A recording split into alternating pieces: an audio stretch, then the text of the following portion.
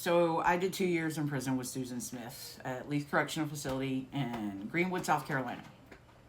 For context, I was serving a 5-year sentence for 54 counts of prescription fraud across 3 counties, you know, from 2008 and 2009, YOLO. So when I finally got assigned to Leith, because you originally go to reception in Columbia, South Carolina, and then they assign you. And Leith is a maximum security institution, but in South Carolina, they tried to assign you to the prison that's closest to your home. And since I lived in Greenville, Greenwood was closest to Greenville. So there's definitely a culture in women's prison, and I looked exactly like this, except I was 14 years younger when I got to prison. So I stood out in a pretty good way to the other female inmates. And I caught the attention of this one person in my quad, and we'll call her Birdie. I'm not going to say her real name. And Birdie was best friends with Susan. So Birdie and I started dating, like seriously started dating. And so by proxy, I became friends with Susan Smith.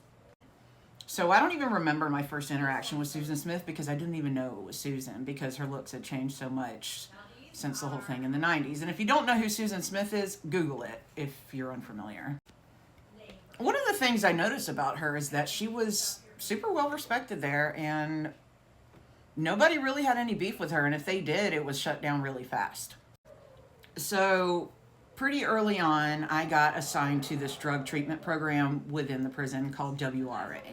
And while you're in WRA, you're not allowed to associate with anybody that's not in the program. Now, mind you, my girlfriend Birdie was still in Cambridge, where we were living originally, and I was in Alexander, so we were not allowed any communication.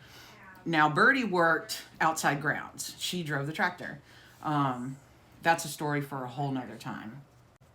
Anyway, Susan worked inside grounds, meaning she worked the yard, basically. So she kept kind of the grounds on the inside, like trash-free, stuff like that.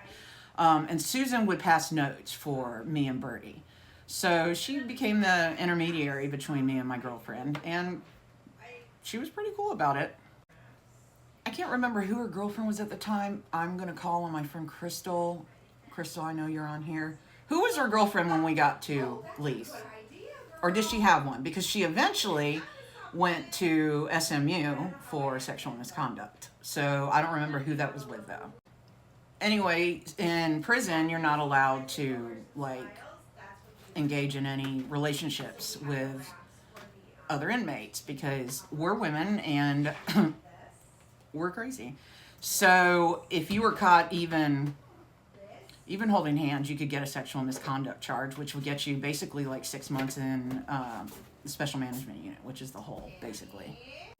Tracy was her name. That was her name. Tracy was her name. That was Susan's girlfriend at the time.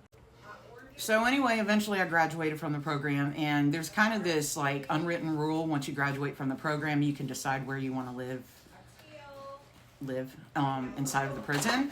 So I knew that they weren't going to put me on the same building as my girlfriend Birdie. She was on Montague. So I asked for Laurel because each buildings had their own times when they would go out for rec. And Laurel and Montague went at the same time, so I figured that I would be able to be with my girlfriend at least on rec. And I think we also went to the cafeteria together. So I got to spend more time with her, even though I didn't get to room with her. And no, for the record, I never did anything in prison with my girlfriend at the time. So anyway, also part of our little friend group was Kim, who you guys might know as Renee Kim Poole. Google her, there's a Snapped episode on her. So it was me, my girlfriend Birdie, Susan, Kim, a couple of others. But basically that was our little group. And my girlfriend was doing 10 years for armed robbery. So I was kind of the odd one out, but, YOLO. As a matter of fact, once I left prison, I let Kim Poole use my email to order yarn so she could crochet. Same with Susan. So that's my introduction to Susan. What kind of questions do y'all have? Now, mind you, I did 2 years with her, so I